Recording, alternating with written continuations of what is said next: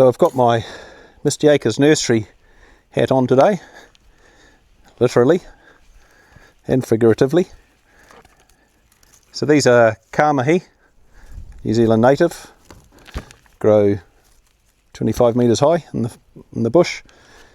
And actually I was just going to trim the branches off them. I'll just grab my little snippers. There we go. So these were grown from seed. I grew them from seed quite a few years ago actually. They're not fast. They weren't fast and they're not fast. They were in the seed trays, so I don't know how long they took to come up. Then they went into tubes, and then went into these. They were in these pots, a couple of different sizes, but just random sort of pots. And now I'm putting them into 5 litre pots, so they get a bit bigger. They could go into an even bigger one than that, but that will probably do them for a start. See how big I can get them in those. They may actually sell next year. I think the council was interested in them, especially if I could get them a little bit bigger, so grow them up a bit longer. I'm just going to whip off this stuff around the bottom. Since they do grow into a tree, I'll let them concentrate their effort into becoming a tree. I think I've got about 30. I think I've got about 30. So I'll pop them up. I haven't got any others growing on. This is all there is. So it's just the same as potting up any other plant. I do leave a bit of a gap on the top for watering, especially when I first bag up plants and put them in the nursery. I hand water them with the wand, the rose on the end. So you need the water to actually be able to at least fall and sit on the plant for a second so it can soak in. Then after that I have overhead sprinklers that run over summer. This time of the year I don't need them. And so I just put them just below the surface, usually just flush or just under to start with. By the time I put the soil in, push it around the edges, and then just give it a tap down. Ends up being just below the surface, which is a good height. And I've got a single leader, which is fairly common for a lot of the native trees. Have that sort of characteristic about them. You don't tend to trim the tops off. A lot of trees, like kauris, remus, totras, purakawas, all that sort of stuff, you don't tend to trim the tops. So I'll do all of these, and they'll be going up in the shade house, I think, back where they came from.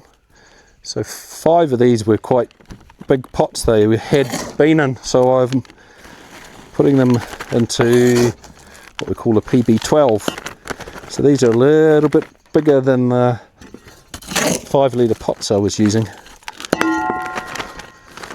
I'm going to give these plants a 3-foot stake as well, just to hold them upright, but I'll do that once I've got them in place up in the nursery and watered them. Otherwise the stakes get in the way and poke your eyes out and all sorts of things. It also is better once you've watered them because the soil is a bit firmer. When you put the stake in, it tends to just be a little firmer and stay there easier. So this is the Dalton's mix that I use. Dalton's is a company that's based in Morrinsville and Waikato.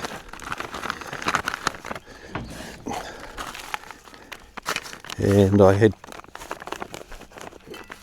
just a bit too much at the time when I did use it, so I put it into the old compost bags and just left it inside, so it wasn't soaking in rain or anything outside, and so I can now use it. Just grabbing a few dead plants that I've noticed lying around here. It's always good to get rid of your dead ones. We're not trying to grow dead plants, so get them out of the way and make space for living ones.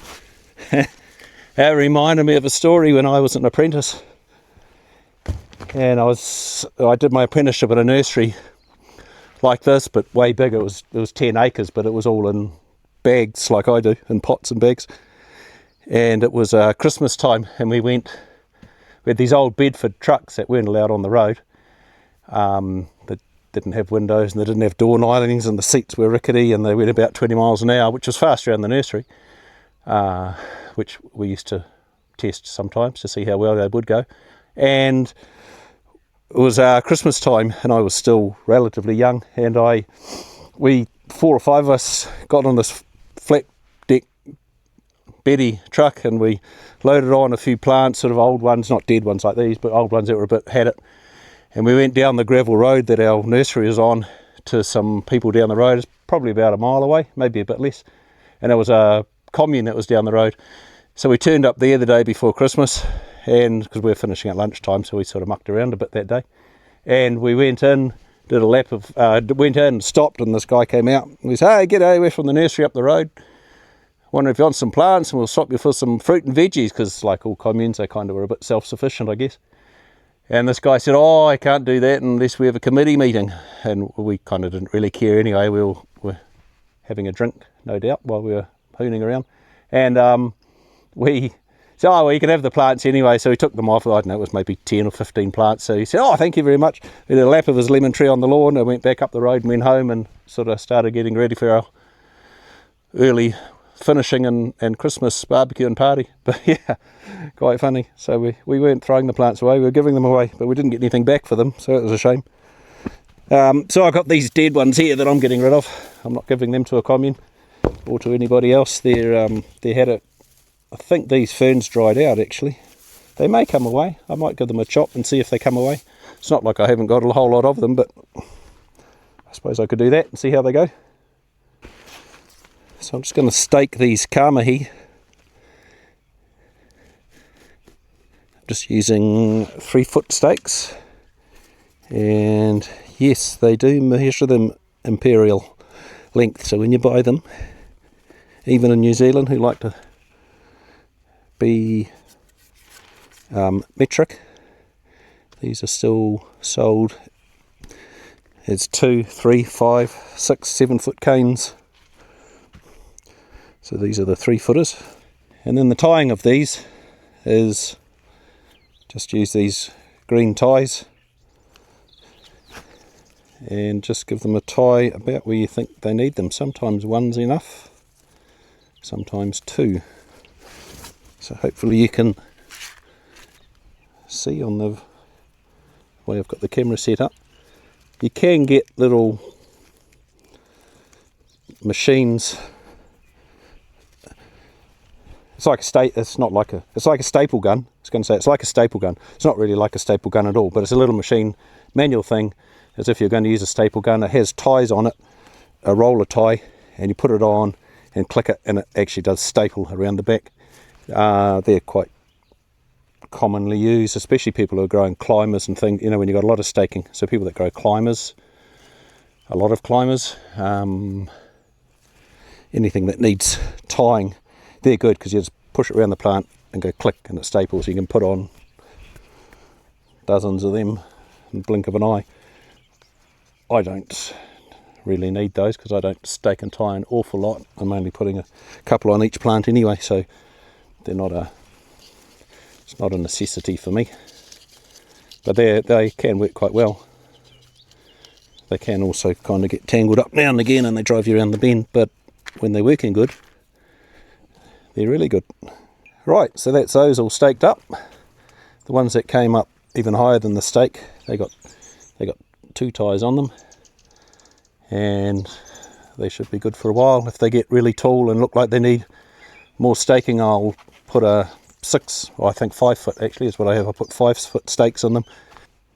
So when you're going to start plants from seed, you need a seed tray, and then you need seed raising mix in there. So not potting mix, not compost, not topsoil, but seed raising mix. So it's got to be sterile, it's got to be drained, have well drained. So you can make your own out of mixing different products, or you can buy bags of seed raising mix.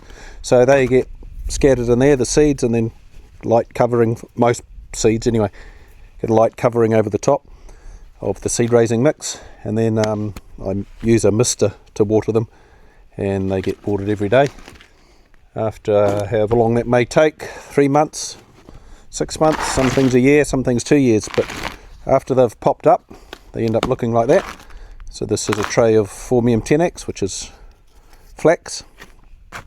So they've all come up. So these were sown on the 2nd of March this year. So what's that? April, May, June, July, August, yeah, 5 months. So they're going to go into tubes. So after they've finished in that, where there's a whole lot of them, they go into tubes. I use 5 centimetre tubes. You can get 7 centimetre tubes as well, but I use 5s, which is 2 inches.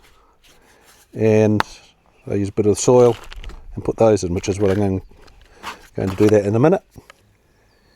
So then once they've been in the trays and they're starting to grow, they'll be like that. Those have still got to grow a little yet. So from the tubes, they'll then go into these bags or pots, just depending what the plants are and how long they're going to sit for. The difference between the planter bags and the pots is as far as description goes. So those are called PB3. PB stands for pint bag, so they're imperial measurements. You get PB 3/4, PB2, PB3, there's a 5, a 6.5, 8, they go 12, 18, 28, 40, and I think there's a PB90. I haven't used a lot of those big ones for years now. So that's all how many litres in a bag. So PB3 is pints. So the PB3 is 3 pints in that bag. So to get the litre 8, that's 0.6 times 3, 1.8 litres. Those next to them, the 14 centimetre, are 1.4 litre. So they're only a little bit smaller, but that extra bit of soil can just help those plants hold over in those PB bags. It does use more soil, so there is a slight cost trade-off. One bag and one pot is not much difference, but if you're talking 500, then it's quite a bit more soil and quite a bit more cost. But it means that you can pot them up and keep them growing, get them growing, so they'll be available to sell next year, but they'll also wait till the following year if I need to. So that's the idea behind PB bags and pots. The reason I use these pots is they give a decent root ball and a decent sized plant for planting out. I tend to grow for riparian planting or revegetation, so they're going rural. You can see these tea tree are a decent sized plant with a decent sized root ball, so they're going to hopefully last if they're planted any time around now, sort of over winter to the end of early spring, end of winter. They'll get through summer hopefully, because they're going rural, so they're not near a house, they're not going to get watered, they're basically not going to get looked after once they go in the ground, so you need a reasonable root ball. I usually get my potting mix in bulk on the back of the ute. I usually get a metre at a time. Sometimes I take the trailer and get another metre as well if I've got a lot to do, especially big bags. And that was just some that I had left over and that I'd put into bags that I thought I'd better use up. But it's a good height for working on, and it means I can drive in or out of the shed, out of the auto barn, and I can be outside or inside, and my load just comes with me. So it's quite a handy mobile bench. If you've got any comments about things we're up to in the nursery, some of the things we've been up to today, any questions about why or how or if, drop them down the bottom and I'll have a look at them.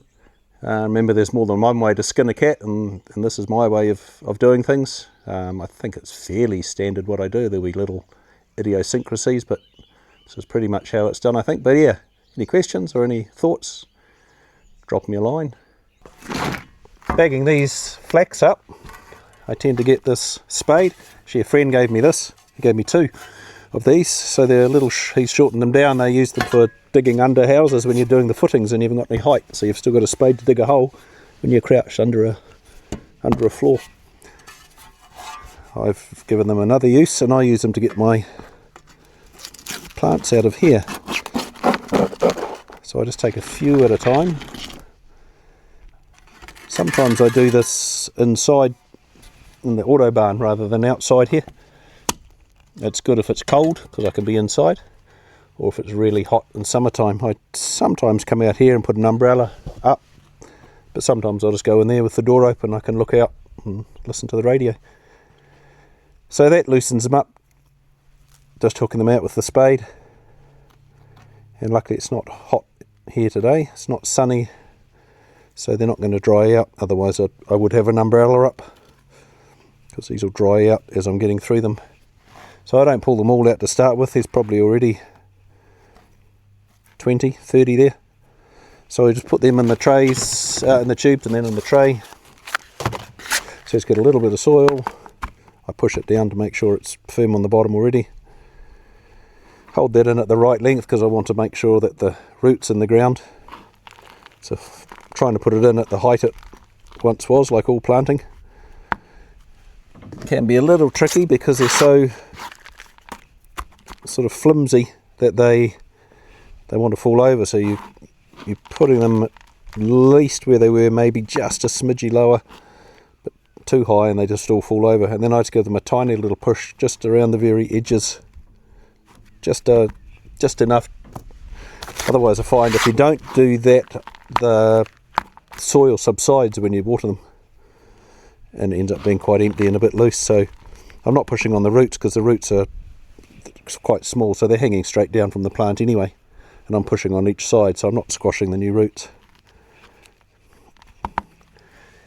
And you can live through those fairly quick, and do need to have dry soil. Sometimes this mix I get from Dalton's, it used to be wet if it had been raining, and I did have a chat to Morris up at the Drury Yard up in southern end of Auckland, which is quite often where I get it from because I might be visiting someone up there, so I'll just grab it there. And he got a cover and he covers it, so if it's going to be wet weather or over winter, he'll cover it for me. And he has even rung me up to check if I'm coming in or not to get some, to make sure that he's got dry stuff. So that's good service. So I said to him, it's not so bad if you're putting it in a big bag, but when you're trying to put it into these tubes, it's got to be dry because you need it to fall. You know, it's got to fall into here, and if it's going in big wet clumps, it just doesn't work. It's way too difficult, very slow, but it also just doesn't fall in around the roots properly, and it just doesn't work. It's not the cheapest product to buy. It's a good product. It's got fertiliser and mixes and stuff in it, so it's good. But for the price, you need to make sure that you're getting something decent that you can use, which is why I suggested having dry potting mix would be a nice thing. So that's what I get, at least from that yard. I don't get it like this if I go to their main yard, their main depot.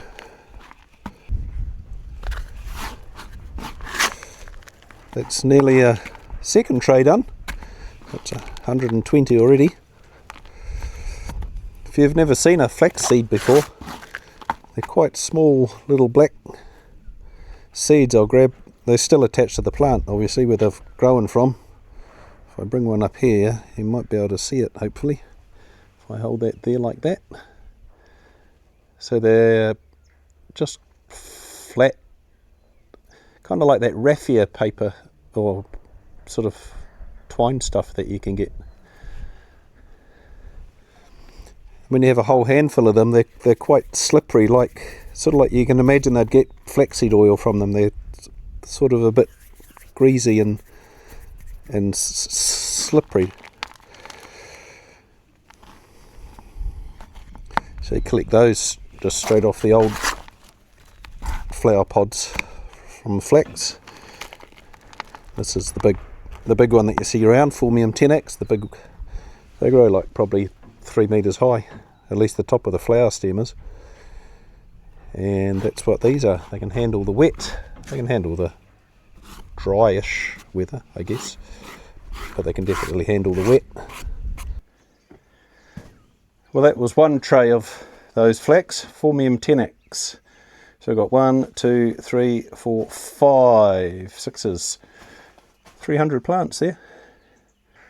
So thanks for joining me in the nursery, checking out some of the jobs and things that I do and get up to. There's still more bagging and potting up to do, a few other things, so we'll meet up next time from the nursery point of view. And have a good day. See you later.